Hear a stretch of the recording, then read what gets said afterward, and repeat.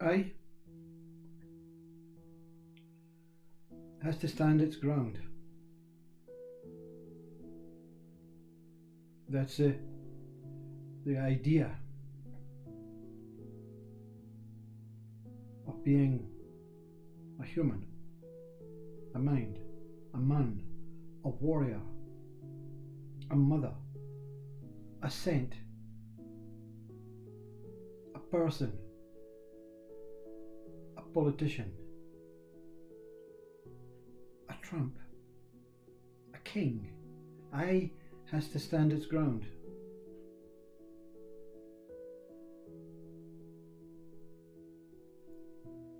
I will not be fooled.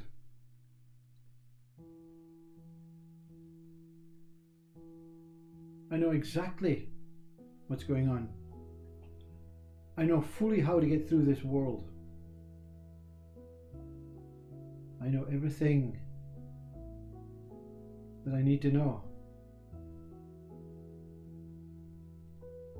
to be a man, to be a human, to be a warrior, to stand my ground.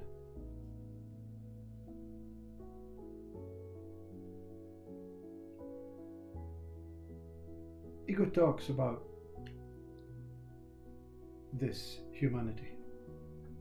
That's all ego knows is humanity.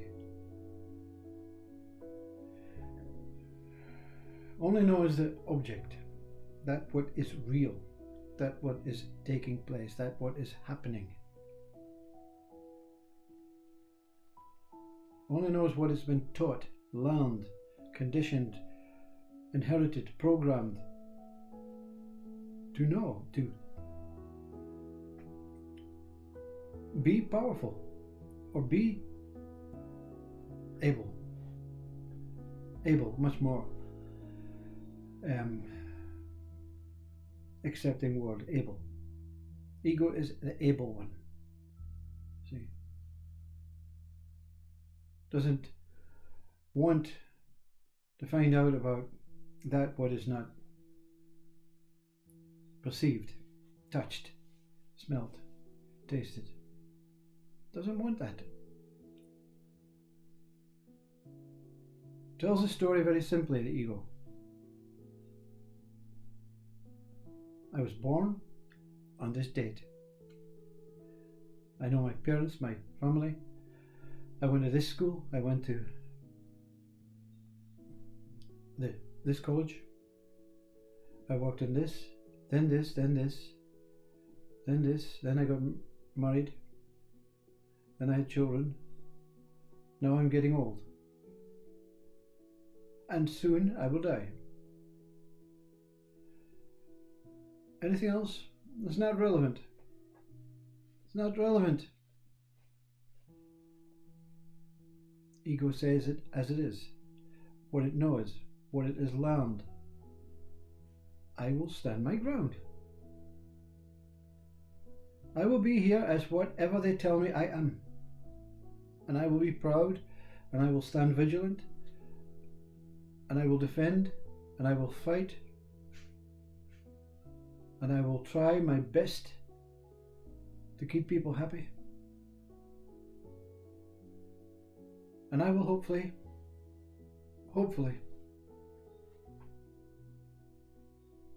meet some sort of recognition, some sort of reward when this body goes. You see, that's the only time ego steps out of its objective human state. Hope and belief. Yeah.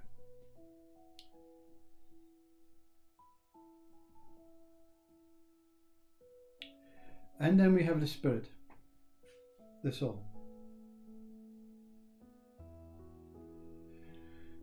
Ego says, whatever. There is only me. There is only human. There is only man. There is only person. There's nothing else to worry about. Get on with it. Talk about your soul, your spirit, your religion, your whatever it is that you want. I am the atheist means I only believe in what is taking place with the actuality of what I know and what I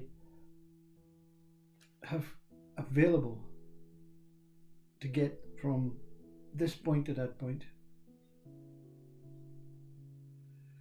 So the soul and the spirit, not really recognized by ego. Although ego will pretend, ego will say, oh, if I go to church then I'll cover all angles, you see.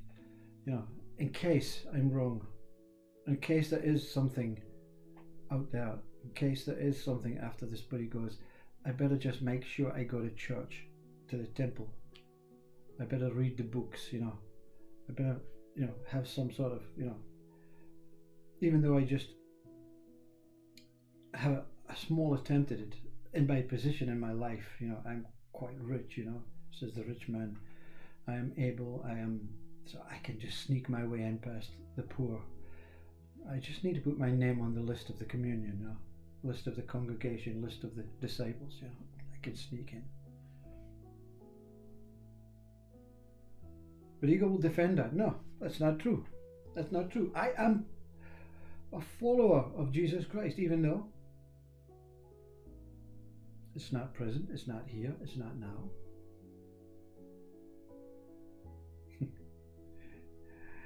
Ego has the ability to change its mind to suit its needs, its wants, its desires. And it really attempts to try and help people if it's feeling that way, I can't help you right now, I have to work and feed my family first, but you'll come second, I'm a real good guy. We're not trying to downsize the human. You see, the human, really, ego has got it right, has it? Let's forget about spirituality. Let's forget about soul. Let's forget about the afterlife. Let's forget about God. Let's forget about consciousness.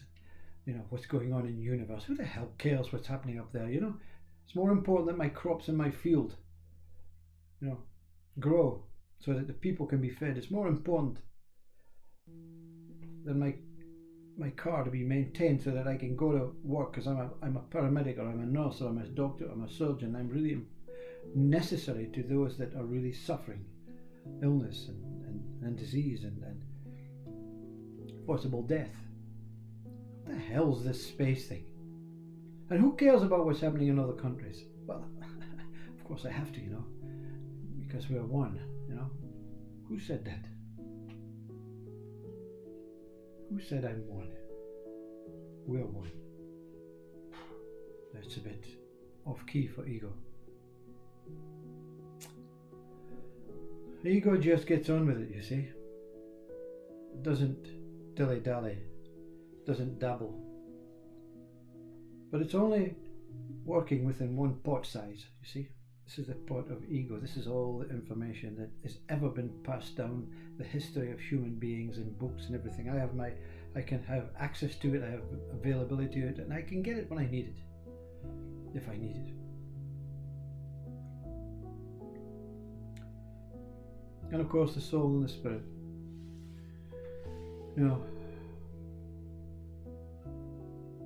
What to say about that, you see? Who really cares about that? The only one that cares about the soul and the spirit is the soul and the spirit.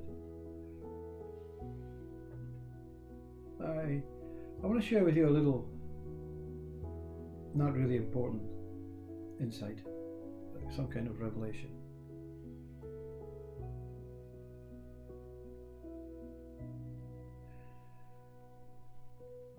Let's call it the spirit, the Sadguru. You can call it Jesus, Buddha, Krishna. It entered this body. I don't know what it was, who it was, where it was, but it filled this missing connection between soul, spirit, consciousness, God, ego, mind, thoughts, ideas. All of these were separate entities, separate entities: ego, God, mind, consciousness, spirit, soul. So this, let's call it spirit, said, what's going on? Why is there a division between ego and soul and spirit and consciousness and God and ego? And Why is there a division between man and woman? The same life.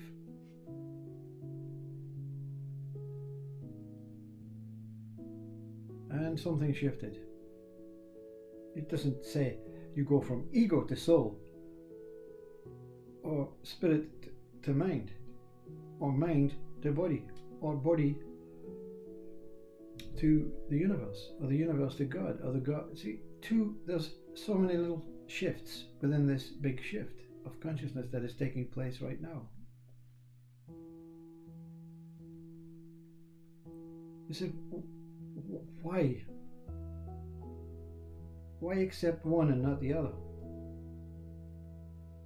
See, even our children, sometimes difficult times we say, my youngest is, he's so kind and wonderful, and my oldest is so greedy and, neglectful of other people. I prefer my youngest one, even though I love my oldest one.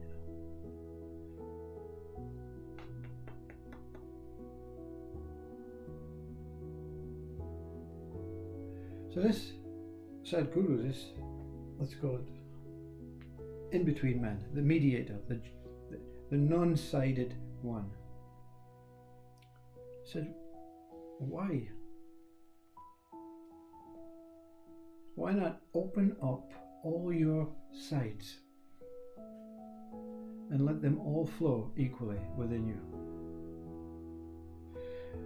Mind it, I hadn't a clue what was being said. You say, I don't know what you mean. I have no sides. I have just a body. This side and that side, or the left, the right, whatever. No. Why not be open? Why not be respectful of every molecule and atom, of every thought, of every experience, of every drop of rain, every cloud? Why not be respectful instead of having preferences, instead of taking sides? Why not just be open and diverse to life?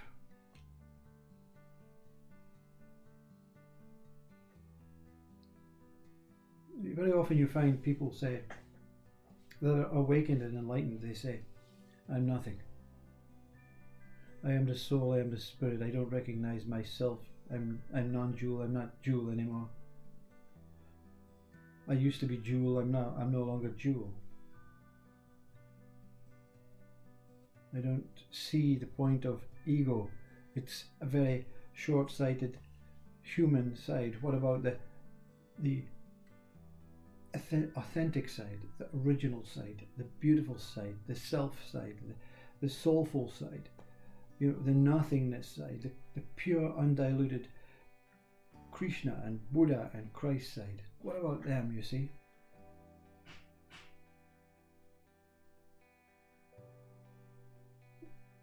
So you take, enlightenment means you jump into the other pod. Pod of ego, pod of enlightenment. Seems to be bigger, seems to be more vast, seems to be more fulfilling. And this Sadhguru says, yes, Sat, Chit, Ananda bliss in comparison with, the human sex drive, the human emotional sensory thing that is limited to certain things and likes and prefers and compares with different scents and different tastes and different visions and different sounds.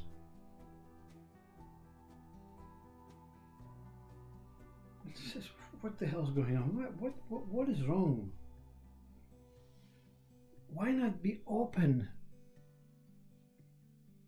and accept them all? How can you be open and accept them all? You see, it says, well, you need to break down that what is more than the other. So you don't say, I am a man. You don't say, I am not a man. You don't say, I am that. You don't not say, I am that. You don't say pain is better than pleasure and pleasure is better than pain.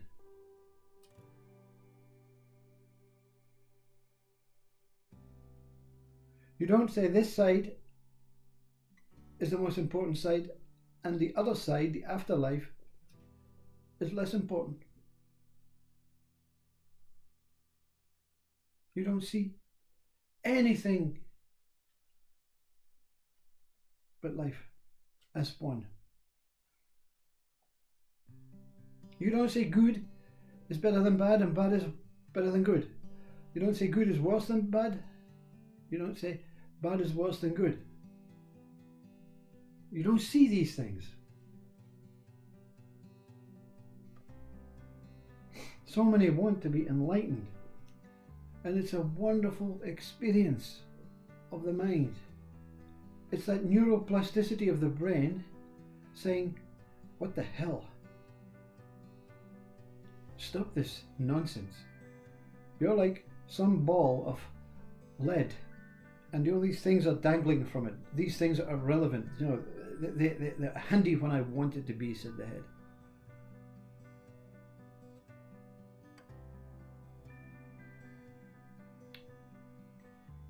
There's no particular area in the body when this neurons start settling down all over the body, and they start looking out from every pore of the body, and they see everything at the same time, and the mind says, okay, what are we seeing? We're seeing the whole universe as one. And the mind says, I accept that one. And that Sadhguru has done his job. There's no enlightened spirit, soul.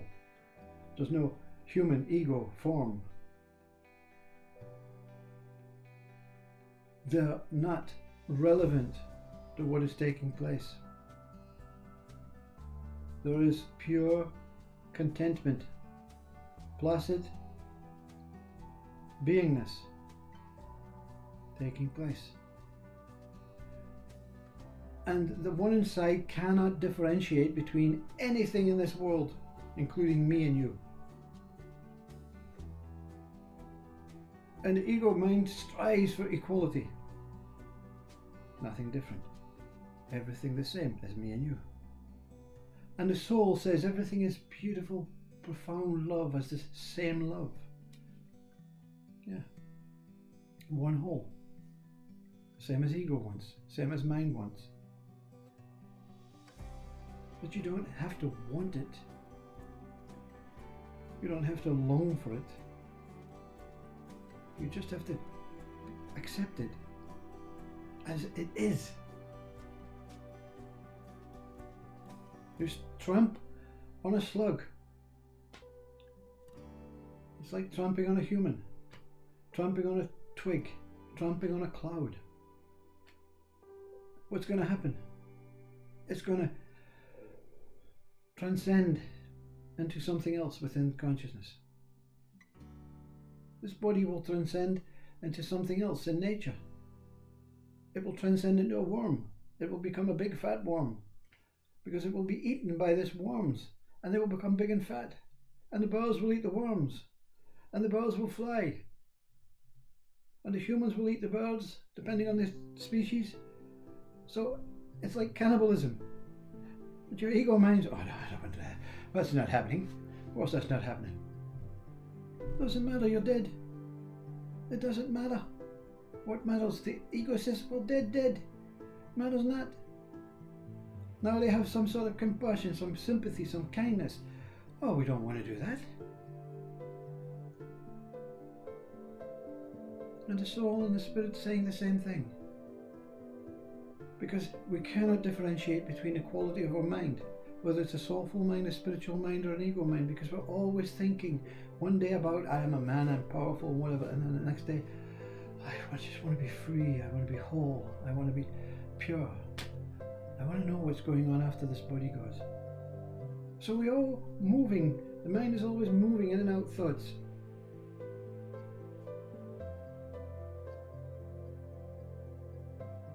There is no such thing as one individual molecule, one individual human, one individual cloud, one individual tree.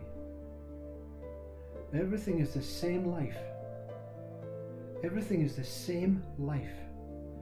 Yes, we have a mind that says this life is much more important than that life. Is that what the Bible says? Treat every life with division, disrespect to that one, respect to that one.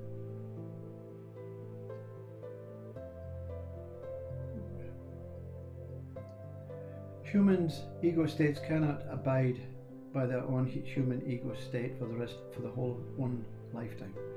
The soul and the spirit also cannot abide by that soulful spiritual state. We move from one or the other. But there's a witness of the moving. There's a witness of the ego. There's a witness of the soul. There's a witness of the spirit. There's a witness of deep sleep. There's a witness of wakefulness. There's a witness of pleasure. There's a witness of pain. This one is not pertinent to what is taking place. All is thought. All is consciousness, all is mind. Which one is the most important? All the same. All the same. From thought, from mind, from consciousness, form and formlessness are born, and science will say it's through energies. Biologists will say it's through nature.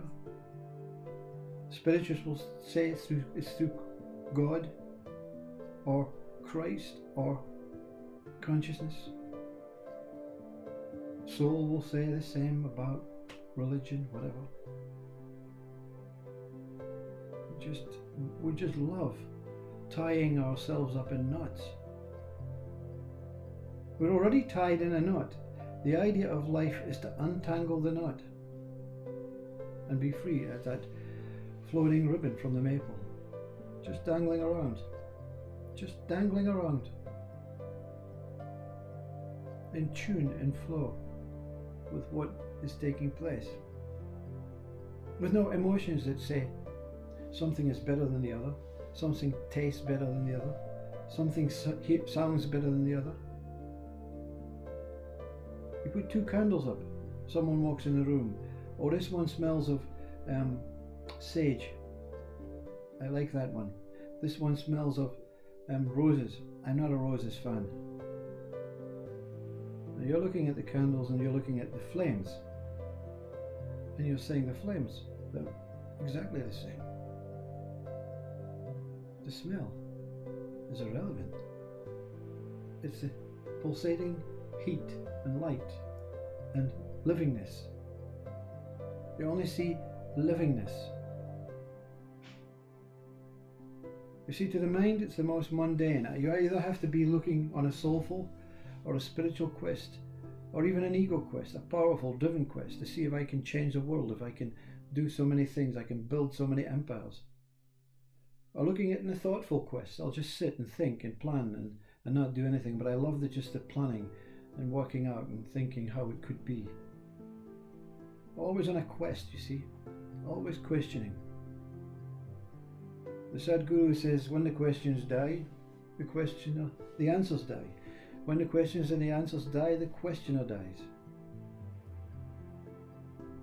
But nothing changes. It's just an empty vacuum of a mind, waiting to be filled up like the car when it's run out of fuel. They say it's not good for the car to have any fuel, just enough to get you to the fuel station. It's travelling light, you see, there's nothing heavy to carry in it. You know, when it's full, oh yeah, I can go for miles and miles. But the car engine is pulsating, because it's so heavy. It wants to get rid of this fuel. I need to get rid of this fuel, it's too much. I don't know if this makes any sense, you see, because to experience that pure contented consciousness, that pure, yes, everything is okay consciousness, that everything is the same consciousness, how can you explain it without using this or that, man or woman, mind or soul, spirit or God? Words, so many words that deflame, that really destroy what we are. Languages, words, thoughts, possibilities, methods, practices, attachments, beliefs, hopes, detachments, desires, needs. So much to do in this world. Which side will I take, you see?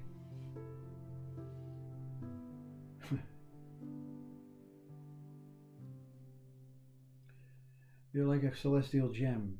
You know a diamond? How many sides does a diamond have? You know, when it's raw? Thousands. You have thousands of sides, thousands of minds, thousands of states, thousands of possibilities. But you're still the whole diamond. There's something pulsating within the diamond that knows it has all these sides, all these reflective ways and attitudes and experiences, possibilities.